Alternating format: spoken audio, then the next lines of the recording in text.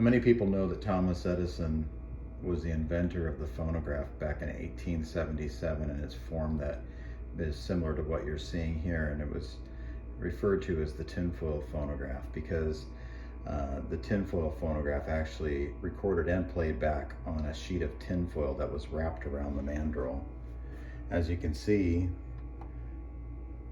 this assembly here contains the stylus that would both make the impression for the recording as well as the playback, and you would put a sheet of tinfoil and wrap it around this brass mandrel here, and you can see there are grooves in this mandrel, and the stylus would, as somebody spoke into this piece here and rotated the crank, the mandrel would follow the feed screw and the voice would be indented on the tinfoil.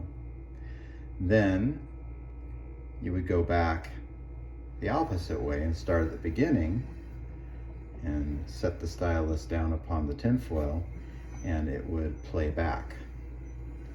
So rather simplistic seeming today, but this machine was made in the 1890s and is pretty much the same as a slightly earlier machine called a fondaine. This one was made by Eugene Ducretet and offered by Ducretet, who was a scientific instrument maker back in France. So this came from Ducretet's firm, was probably used in the early 1890s by a school or other educational institution to teach the principles of recording and playback based on these methods.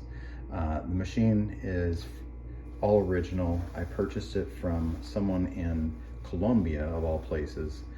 Supposedly this was used by an educational institution in Colombia and purchased at a auction where the collector picked it up from there. It was painted fire engine red, and I took a lot of time getting that red paint off to expose what was left of the original finish. And you can see this coppery finish here. It's called minium, and it was a lead-based type paint that was used to cover metal.